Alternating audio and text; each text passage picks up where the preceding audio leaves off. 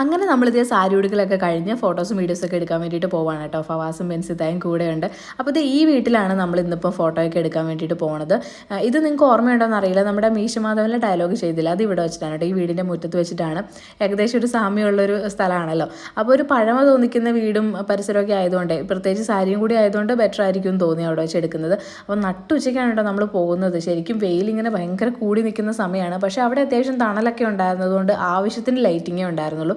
അതുകൊണ്ട് പെട്ടെന്ന് തന്നെ ഒത്തിരി പാടുപെടാണ്ട് ഫോട്ടോസൊക്കെ കിട്ടിയിട്ടോ അത്യാവശ്യം. പിന്നെ ഇതെല്ലാം കഴിയാറായപ്പോഴത്തേക്കും ഭയങ്കര കാറ്റും വീശി ഇതേ മഴയും പെയ്യുന്നുണ്ട്. പിന്നെ നമ്മൾ തിരിച്ച് വീട്ടിലേക്ക് വന്നു. അടുത്ത് തന്നെയാണ് അവിടെ ഡ്രസ്സ് കാര്യങ്ങളൊക്കെ മാറ്റി ചായ കുടിക്കുകയാണ്. മഴയത്ത് കിടന്ന് കുളിയായിരുന്നു ഫൈസിയും അഫിയൊക്കെ. അങ്ങനെ പിന്നെ നമ്മളിത് മഴയൊക്കെ കഴിഞ്ഞപ്പോഴേക്കും പോകാൻ വേണ്ടിയിട്ട് ഇറങ്ങുകയാണ്. അപ്പം ഇതിൻ്റെ വീഡിയോസ് ഫോട്ടോസൊക്കെ ഞാൻ ഇൻസ്റ്റാഗ്രാമിലും അതുപോലെ തന്നെ യൂട്യൂബ് ഷോർട്സൊക്കെ ആയിട്ട് പോസ്റ്റ് ചെയ്തേക്കാം. അപ്പോൾ ഒന്ന് കണ്ടിട്ട് നിങ്ങളുടെ അഭിപ്രായം പറയും. അപ്പോൾ ഇന്നത്തെ വീഡിയോ ഇത്രയേ ഉള്ളൂ. ബൈ.